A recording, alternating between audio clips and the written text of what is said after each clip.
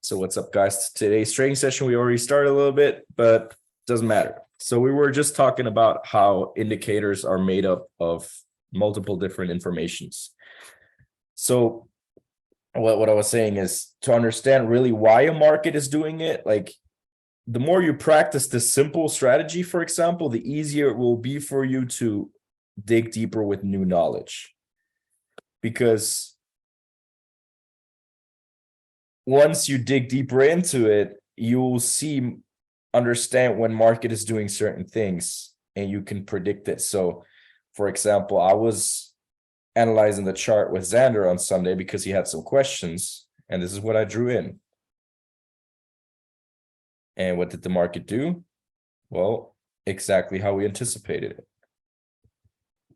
But it's a game of probabilities. It could have went down and then up and then down. But it first went up. And there's a reason for it. There is a reason for ways a market is running. So before you get caught up into, I want to learn everything, it's good to apply the knowledge. What's good, Justin, to apply the knowledge of simple indicators. Let me tell you one thing. Every trader started off with trend trading. Everybody drew in like the trend line and wait for a break and retest, or the same way how you could have entered. Oh yeah, kind of like if you draw it from the wick, it kind of went to that level. It doesn't always need to be spot on, but it comes into the area of the zone. But you can draw it so many different ways, and you will always have the same thing: break and then a retest level. So break, retest, could have sold it, or you could have done it the other way around. When you kind of draw the trend like this, and then you see the break down here with the blue candle, and you see how it came back. It's like same price level. What was the first line you draw? Because that's something I haven't seen before. That's the trend. No, before you like the retracement line, you draw the line on the trend itself. This one you mean? Yeah. Why is that a valid indicator? Why is it something you can look? Well, you can draw the trend lines from the bottom of upwards candles if you want to trade like break and retest. You can draw the trend line from hype, like over peak points. Like if you want to connect here, the peaks, you can connect the peak points. For example, like the more points you connect with each other, let's say we just want to connect the last few peaks. And then if you would extend that line,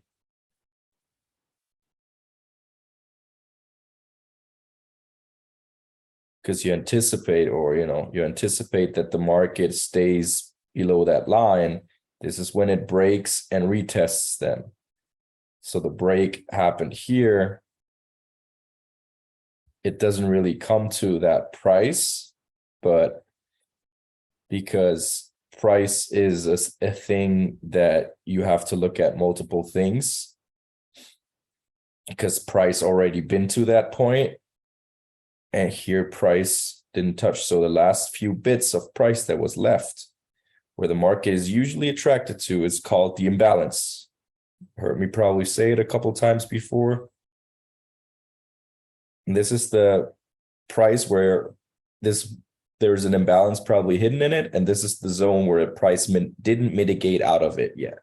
Mitigation is a really important thing to understand. When you see candles that push up, you see the candle before it, it kind of covers the same price area.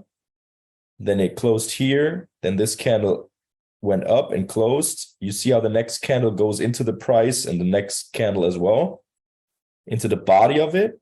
What's left of the body is an empty zone, an inefficiency in the market where price didn't mitigate out of yet.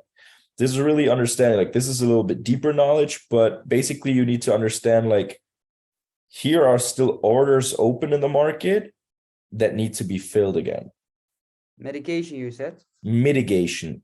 Medication. Let me Medicatie. all good. Let me write it down. Medication. Because I want to give you guys a little bit more knowledge here as well. So the price always gets attracted by those zones, and here you see the retest happened.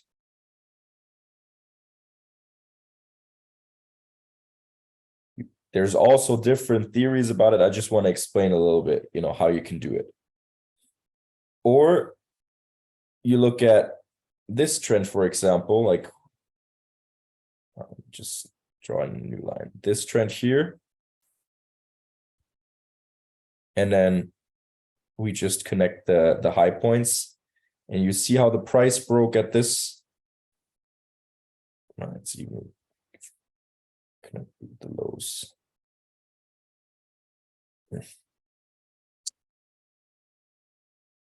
How the price broke the trend with the blue candle, with the first blue candle.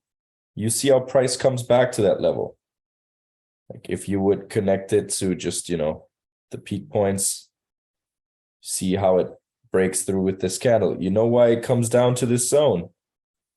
Because there's money left on the table. There is people that have their stop losses in this area because they already bought here. That's why the price comes back all the way down to here to then get in. So if you trade the impulse, that's why we wait for the confirmations to be there. So right at this point, and I gotta close my Teams here 1 second. Sorry, one more time about what you said about the orders had to be filled. Like there are open orders. Yep, so there's open orders That's that the zone where the mitigation. yeah, so price didn't mitigate out of it yet. Because banks also, to push price and imbalance, means there's an imbalance between volume and price movement. Because for a price to go up, there needs to be people selling. So in order for you to win your trade, there need to be people losing their trades, basically. So what banks do is to push a price, they open buys and sells at the same time. More buys than sells, so they push the price up. If they have more sells than buys, they push the chart down. They bring then back the price to this level so that they can close their open orders.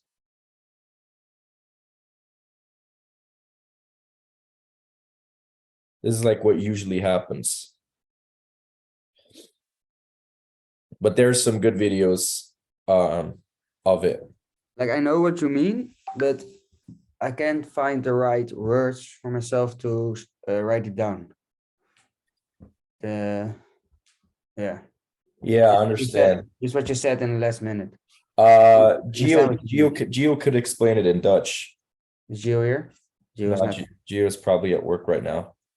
But ask him tomorrow about it. He can explain it to you in Dutch if you're on the trading call, and maybe you can record that part, because then you could explain it in Dutch. Xander as well. When I don't know if he's joining. Oh, so nice. Speaking of the devil. Because I can't explain it in Dutch, but as you see here, the trend broke, and you see how this is the retest. The retest doesn't always need to be like sniper point on. No. But that's the retest, and like said before, this is where people left their money, their stop loss. If we look at the 1 minute time frame, then you see that people left their stop losses here. The market dipped just below it because they don't need to dip hard below it, just a little bit to get people stopped out that have their stop loss placed at this line. Xander, perfect timing. Can you explain mitigation inefficiencies in the market in Dutch quick? Mitigation. Because here is the zone where price hasn't mitigated out of yet. It came back down to it. Well, mitigation is quite a new concept for me as well, but I can try my best. That would be good. Even if you try, all is good. Ja, als ik het goed heb, ik heb maar een klein beetje over mitigation gezien nog, maar is het gewoon het verzachten van het verkleinen van de blootstelling van grote posities. Dus in principe Ja, zoals die. Can you zoom out a bit, Chris? Yep. Ja, dus hier in principe is de mitigation dan denk ik die rode candle voor de breakout. Ja. Ja, gewoon die prijzen daaronder, maar de prijs is daar zeg maar geweest en hij zegt van daar hebben mensen hun geld in gezet, dus daar hebben mensen hun stoploss neergezet daaronder. Dus dan zie je. Ja, precies. Nou ja, toch? Maar ja, dit is gewoon, zeg maar, daarom zie je daar de retest volgens mij. Omdat zij daar overgaan van een short naar een long, zeg maar. En daarom krijg je überhaupt retesten, omdat ze kopen, zeg maar, zij creëren de low die daar is. Ja. Maar daarna moeten ze nog meer, zeg maar, kopen en daarom ontstaat er een retest, zeg maar. En je krijgt hem niet altijd, maar dat zijn dus gewoon, ze kopen het in delen op. Ja, oké. En je moet eigenlijk wel vanuit gaan dat ze in elke low die jij hier ziet, zeg maar die eerste en die tweede, dat zij daarbij betrokken zijn. Ja, dat zei hij ook al. Ja, toch? Ja, sorry man, ik was even eten nog. Nee, geen probleem. Oké, ja, ietsje duidelijker wel. Nou, Ja, ik moet er zelf ook nog wat meer naar gaan kijken, maar als je het interessant vindt, ik ben nu bezig met die bounce back bootcamp. ja. Daar leggen ze het ook over in uit, man. Er staan wat video's over mitigation, ben ik zelf nog niet, maar... Die Gio stuurde. This one here. Ja, dit, ja. And there, like that's the thing what I said, like get comfortable with the trends to understand the market's movements Ja. and the break and retest. And then later you understand, when you watch this, you understand why there's a break and retest, like why there is a retest, Yeah. why there are retracements in the market. Like there's something called the wave theory. So basically, I can even draw it in. So basically, I need an empty chart.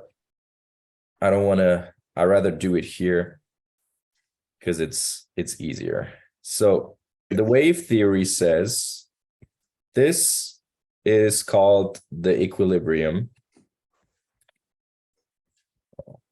Caps locks on equilibrium. And then you have a 100% zone. Let's make this red.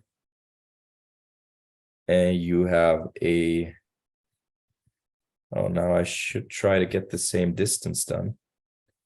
1 second, let's do this. So the drawing makes sense, you know.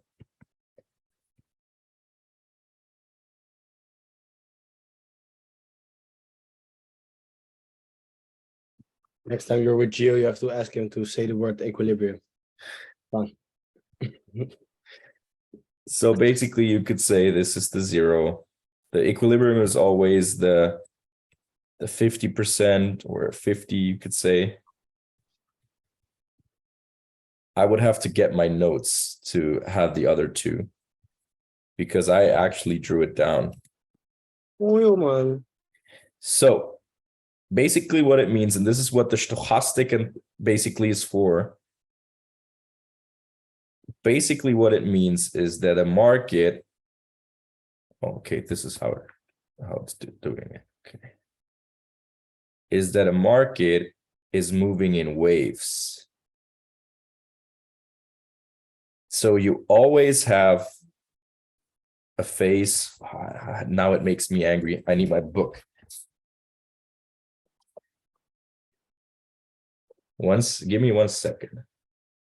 Because I should have it in this book. That's a big book. Bro, I got plenty of them.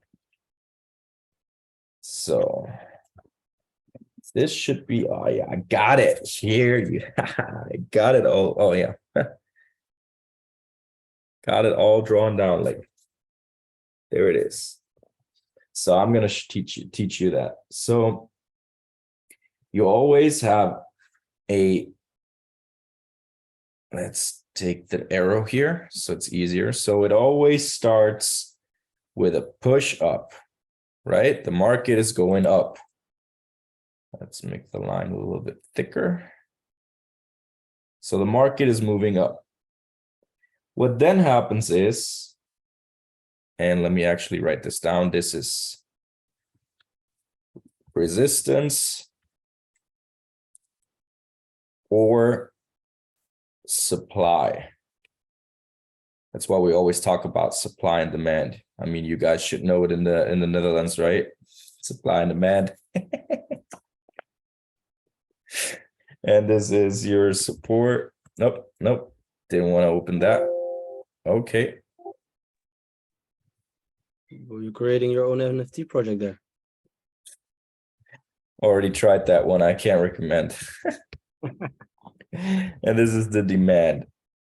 So what's happening in the market? And that's why those indicators are there. So that's basically why the stochastic is there. So what's next is you have a pullback. So this is the push. And this is 50%. Let me actually put this here, 50%. And this is your, let's actually change the color of this. This is your pullback. So a pullback usually goes to the 50% of the push. Because basically the market is always moving between supply and demand. That's what overbought and oversold means. There is a demand zone, and when the market is going down to it, there's so much demand there that the market is going to be bought up and the prices will rise because the demand is going to get emptied out. And your supply basically is when there's too much supply, people are going to buy, sell it down, because if there's too much bananas, people will need to get rid of the bananas to then be able to move the price back up. Because let's say there's only one guy selling bananas and we're down, then the demand is high, so the prices will rise.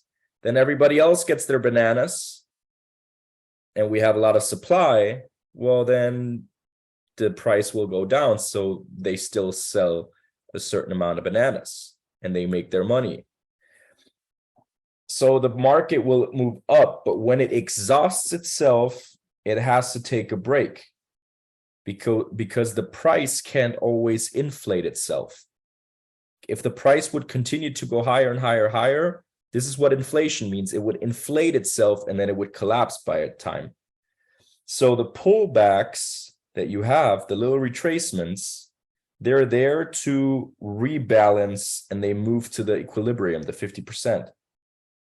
You can also call it the contraction or the consolidation or reaccumulation to relax the market because of too high demand. So it exhausts itself down to the equilibrium. You got that? So the market has so much demand that it inflates the price up, and then it needs to reaccumulate down here and relax itself at the 50%. And then eventually, so what could happen then is the market could go into something called price action. So at this place, the market could just move sideways, so it relaxes again. And then we could have another push down to the demand zone. And then another expansion is coming.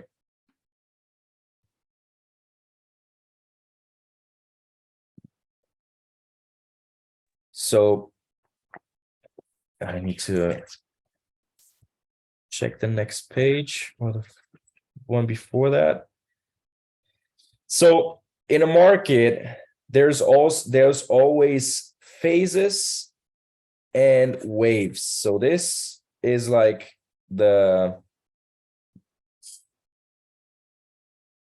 who's ringing my doorbell? 1 second. 1 second. Anybody guys, you can just chat with each other. 1 second. Ja. Wat heeft iemand opgeschreven over die vanaf pullback naar beneden dan? Hallo? Ik heb gewoon dat als die prijs zeg maar weer even teruggaat, dan dat de markt, de markt kan zeg maar niet alleen maar omhoog gaan. Dus de pullback is gewoon om de markt weer even te stabiliseren, zeg maar. En daarna gaat de markt weer consolideren. En dan kan die weer omhoog of naar boven gaan. Dus ik heb gewoon, pullback is eigenlijk de retracing. Price can not always be up, so cannot always inflation themselves. Gewoon zulke dingen heb ik opgeschreven, man. Jij? Ja, ik had dus niks bij die pullback, man. Maar ik probeer die logica erachter te zien. Want het is inderdaad wat hij zegt. Net als één guy die een banaan verkoopt, maar 100 mensen willen een banaan hebben. Op het moment dat dat de situatie is, dan zal de markt omhoog gaan. Klopt, maar die pullback, ja, het kan niet alleen maar omhoog gaan, dat zegt hij ook, zeg maar. Daar, Ja, precies. ik snap wel wat je bedoelt met... Probeer zeg maar de werking erachter te begrijpen waarom die dan weer naar beneden gaat. Of waarom die pullback ontstaat. Sander, weet jij dat misschien? In je Janneke taal uit te leggen. Nee, Sander. Sander die heeft geen zin in mij. Sorry man. Even niet aan het opletten. Hoe heet dat? Ik had je vraag even niet binnengegeven, man. Chris zegt net dat er zo'n push ontstaat doordat er eigenlijk een hoge demand is en een lage supply. Mhm. En dan komt er een pullback. Maar waardoor ontstaat die pullback in zo'n situatie als deze? Het is gewoon een balans zeg maar, tussen kopers en verkopers. Zo'n range is eigenlijk gewoon... zo'n range ontstaat omdat kopers en verkopers zeg maar, aan het uitvechten zijn wat er gaat gebeuren. Ja, precies. En daar ontstaat zeg maar, steeds meer liquiditeit. En die beweegt gewoon tussen twee support of tussen één support en resistance zone, zeg maar. Ja. En dan is het gewoon een inbalans van kopers en verkopers op dat level. En op het moment dat het tot een bepaald punt is gekomen, dan beseffen de verkopers weer van, oh ja toch, we moeten nu weer meer erop gaan zetten. En dat wordt weer gelijk getrokken daardoor. Ja, juist. Bewijs So, van, oh, je I'm back. So basically, the market is always contracting to the upside, relaxing itself, going to price action and reaccumulation. It can also, like, it doesn't have to go down. The market could also go up again because, you know, that's just how the market works. So that it doesn't always need to be a big sweep down. Like, it depends on the time frame you look at. So now they are fucking annoying. Damn. There's people here that want money, charity. And I know if you go give money to charity, like, always make sure you know the money's coming to the right place and not to them. So basically, this is the first wave. And then once it's down here, it's accumulating again, going up. And then up here, it's distributing. So this is basically what it means. And then you can always have different entry points in this. So you could have your break and retest or equal lows. This could be equal lows where you could enter in the market. You could have equal highs. But basically, the market breaks out of resistance zones and it breaks above the previous high. And then it comes down to the retest, which is now your support or former resistance zone. And then you could, after the confirmation, push up. So after the market here and the indicators, you see it nicely moves up a little bit. You could enter, like I drew in at this candle. Once it was like in the blue here. So candle close, you could enter the market. And the concept, like how you attach this wave theory, is basically there's something called the Dow theory. Now I just need the right picture. Last time I was looking heavily for it. Yeah, there it is. Just want to open the picture though in a new tab. So basically, this is kind of like your waves. The market is accumulating so that there is enough demand. It's breaking out and it's pushing up. And you see how it relaxes itself again. before it then maybe continues its phase. So this is always around the 50%. So if you would draw the sign in here, this is where your wave starts. This is where it hits the 50%. So scaled down, you know, this could be the way it looks like around the 50% until it's finishing their line and then going down again. And this is basically how the market repeats itself over and over again, because this is where the picture ends here and this is where it continues. This is basically always what the market's doing. It's always moving in waves. And how you can understand those waves is that the market basically is like going from money to money, from liquidity to liquidity, or to make it easier, from stop loss to stop loss. Because that's basically what it is. Doesn't matter what you look at, every time you see some market movements, in order for a price to fall, where do we have a good example? Or in order for a price to rise, here, you see how the market is moving sideways, the price falls so that it then can make a big push up. Like all this time, the market struggled to go up. So it had to relax more, accumulate more money to then have the power, the buying power to jump up. It doesn't matter for what you're looking at, if it's crypto, if it's Forex, it's always the same thing. You see today here, the market continued to fall until it made a big push up, take out a lot of liquidity that was sitting in this market above this zone here, like people that were selling. There were people getting in every time the market pulled back and they put their stop loss above the high. Market came back, stop loss above the high. They were selling. And this is basically what liquidity means. So people were placing trades like this. Maybe that didn't hit their profit yet because they were still open and running. But basically, this is what it means, like to grab liquidity. And this is basically what the banks are doing. And this is also what you should keep in mind when you place your stop loss on the impulse as well, and your take profit, that just because the trend is continuing, this can happen as well. And basically what happened here is it was a big liquidity sweep before the market then fell to the level where you might have your stop loss, but you got stopped out before. Here it's even on a like tighter time frame. People were selling here. Maybe they had their stop loss at this high point over here, and they were aiming for this low down here. Well, before it could reach it, they got stopped out. So it's really important for you to understand, like, when you see the impulse and the zones and like the way the market is moving, where do you place your stop loss? That's why I, for example, always place my stop loss a little bit below the low in case it goes a little bit lower. Let's say you bought it maybe somewhere here because it was the confirmation from here. And let's say you just bought it here because you were impulsive and got in, and you maybe just placed your stop loss just at the wick or something, or just at the body of the candle. You would have gotten stopped out over there.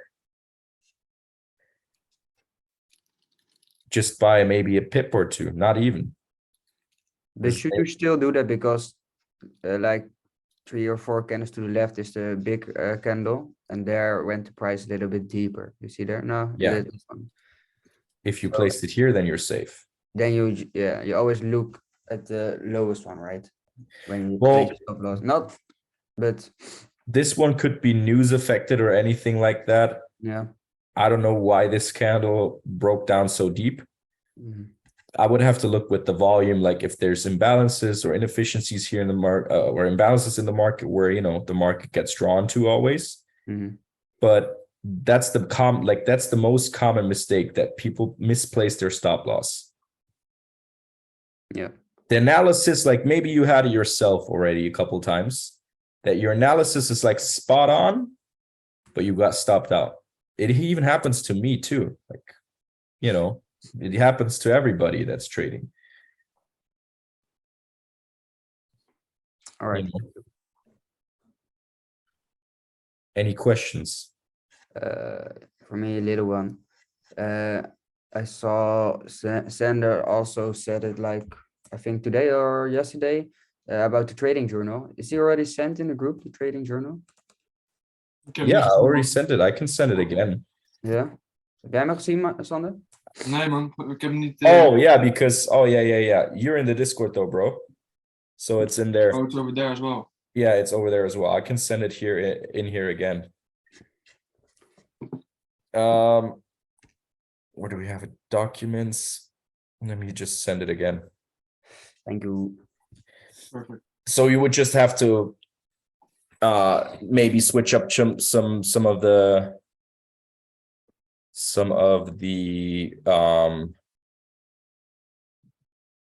equations there, because I made it for gold and the lot size for gold on the broker TFF or FTMO was like, Goeie jongen, hè? it was different than when you trade Forex.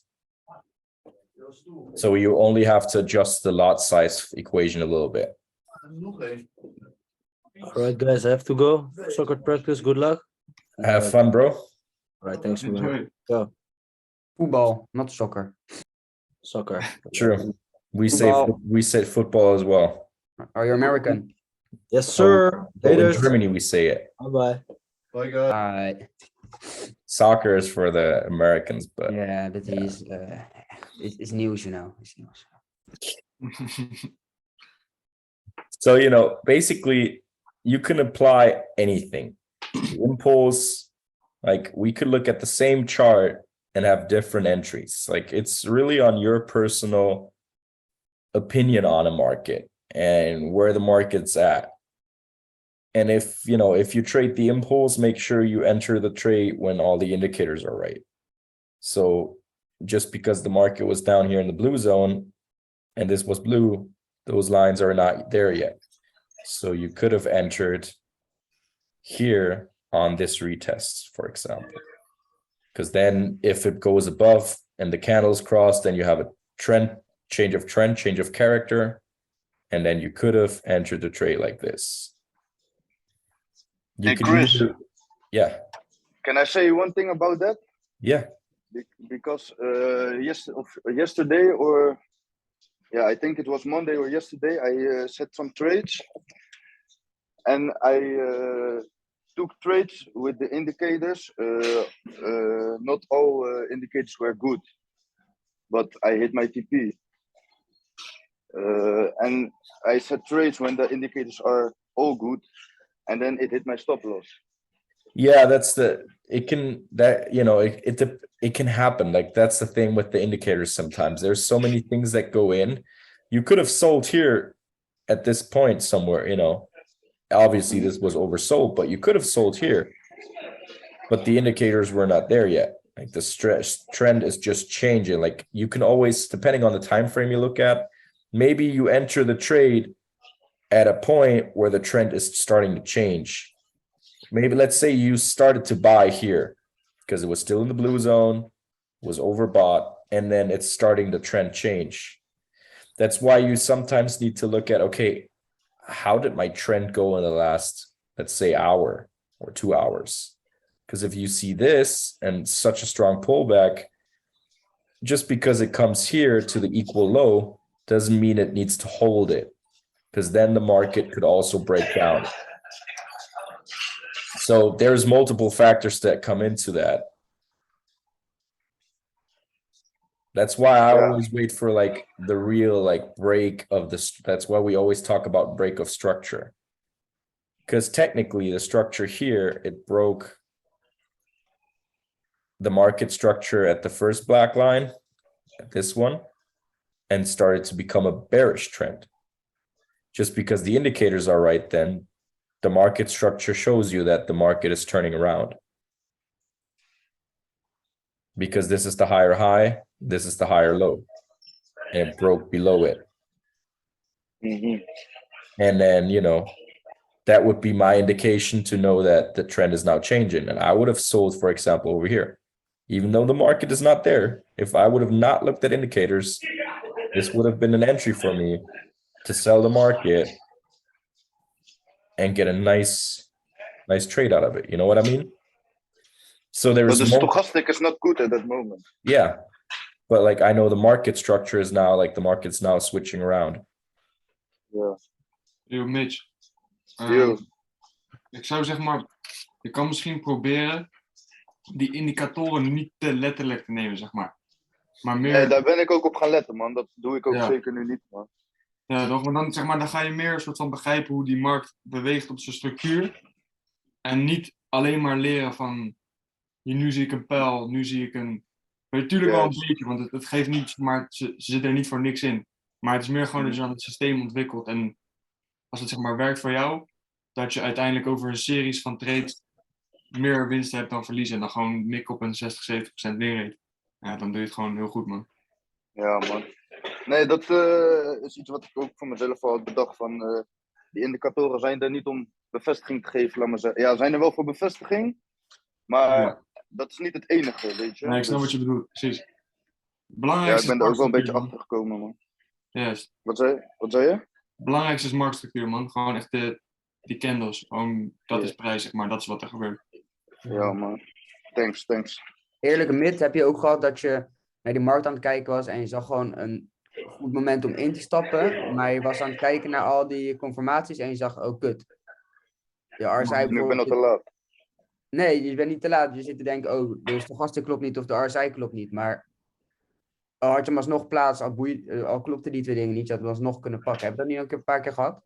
Zeg maar. Bro, ik heb ook letterlijk gewoon gehad dat ik naar die dingen ging kijken, naar die indicatoren ging kijken en het klopte niet. Maar toch dacht ik van, hé, hij kan het wel gaan doen. Heb ik hem gewoon gezet en hij heeft mij take profit geraakt gewoon, man. Nou, daarom wat Sander en Chris zeggen.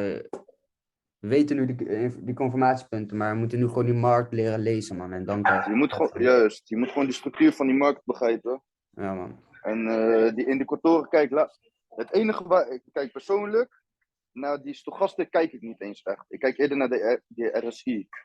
Je weet, als die in het midden of net in het rood of blauw zit, dan neem ik gewoon die trade, weet je. Maar bijvoorbeeld, als ik voor een cel wil gaan en hij zit boven die blauwe, dan ga ik hem Ja. niet pakken. Nee, dat is logisch. Wat En misschien ik kijk ook gewoon naar een, die strength en die trend. En naar Wat misschien wat de een- overal trend is. En dan voor de rest, ik kijk gewoon naar die structuur van die markt, man. Ja, dat is goed, toch? wat ik geleerd heb bij van andere guys ook om soms gewoon op een 1 minuut timeframe op TradingView op een kale chart te kijken. En gewoon echt goed blijven opletten gewoon hoe vormen die lows zich, weet je wel. Hoe vormt zo'n candle zich? En dan zie je zeg maar dan word je er meer bekend mee, zeg maar. Dan zie je gewoon van deze gaat houden, deze niet, weet je wel. En dan ben je meer bekend met die patronen en zo. Nou, man. Die schermtijd heb je sowieso nodig. Ja. Ik vind het alleen lastig om, zeg maar, nu, dit is wel een goed voorbeeld, waar hij Chris, zeg maar, die streep heeft gezet, die zwarte. Hij Mhm. zegt, ja, dan als ik hierin ga stappen, en had ik een 1 op 4 of zo kunnen maken, of 1 op 5, maar hoe kan je, ja, je kan niet, zou je al kunnen lezen, ben je al zover dat je ongeveer uit de analyse kan maken, dat die chart zo Hoeveel erg- procent die gaat pakken? Ja, zeg maar hoe ver die naar beneden gaat. Want hij zou ook misschien tot de helft kunnen komen, dan bam in één keer naar boven gaan. Dat vind ik wel lastig, zeg maar. Ja, precies. Doen? Ja, zeg maar, Maar ik heb zelf geen impuls. Maar je kan je TP's zeg maar baseren op marktstructuur. Dat is wel een hele goede manier om gewoon te kijken van oké, waar op deze grafiek zit hier lokaal stoplossers. Ja, Want dat is wel hoe prijs uiteindelijk beweegt. Weet je moet het een beetje zien als die liquiditeit, waar het elke keer zeg maar over gaat. ja. Dat moet je een beetje zien als de benzine die grotere spelers nodig hebben om prijs omhoog of omlaag te duwen. Ja. Ja, nee, Ja, ik dat, snap, bedoel, ja. dus, dat zijn ook goede punten om je TP neer te zetten bijvoorbeeld. Omdat het best wel waarschijnlijk is dat de prijs naar die plek toegetrokken wordt. En vanaf Ja. daar gaat reversen. Oké, ja, daar moet ik nog wel even iets meer... Hey, weet je hoe ik het gewoon doe, Nieuw? Hm? Ik kijk gewoon, laat me zeggen, ongeveer waar ik mijn stoploss neer moet zetten. En dan vanaf daar, want ik heb gewoon in mijn tradingplan geschreven, ik wil per trade wil ik gewoon 2% pakken, weet je. Ja, En dan zet ik gewoon mijn stoploss neer. Ja. En dan op basis van die stoploss trek ik hem gewoon naar die 2%, snap je? ja, nee, maar dat doe ik ook wel hoor. Maar ik heb bijvoorbeeld ook gisteren had ik 2 trades binnen 4 minuten van 2%. Maar ik ging naar beide trades kijken. En Oh, ja. de ene Oh, trade zo. ging echt gewoon nog misschien 6-5% verder, weet je wel. Dus als je dat op een gegeven moment ook een beetje kan analyseren, dat je een beetje durft meer te zetten, zeg maar, dan maak je echt gewoon ook, kan je ook goede procent pakken. Snap je wat ik bedoel? Ja, maar het gaat ook niet echt per se om durven. Hè. Je moet gewoon weten van, Ja. oké, dit en dit klopt, dus het zou kunnen gebeuren. Je weet toch? Het moet Ja, geen klopt. gok zijn Maar of het is- zo eigenlijk. Nee, dat sowieso niet. Het is ook wel belangrijk om niet, zeg maar, Te veel willen. ja, nou niet per se te veel willen, want het is heel logisch dat je denkt, fuck, hij ging veel verder, weet je wel. Maar wanneer jij een trade hebt gemaakt en je hebt je plan uitgevoerd met een goede risk to reward en je hebt je target gehaald, dan heb je alles gedaan wat je kon doen, zeg maar. Ja, klopt. Ik, Natuurlijk. ja, ik heb ook 1 of 2 sowieso, maar soms denk ik dan wel, Ja, dat is logisch, dat is natuurlijk als je die prijs zeg maar omhoog ziet schieten of omlaag. ja man. Maar dan zeg maar, de kunst is om jezelf aan te leren om niet zeg maar dan te gaan denken van fuck, want je hebt het dan Nee. gewoon goed gedaan, weet je. Ja, om consistent te blijven, dat ik weet, dat is ook key. I know. Ja man. So any other questions? For me, not. Mitch, Andrew, Justin? No, not really. Okay. Andrew, you got any questions? Wauw.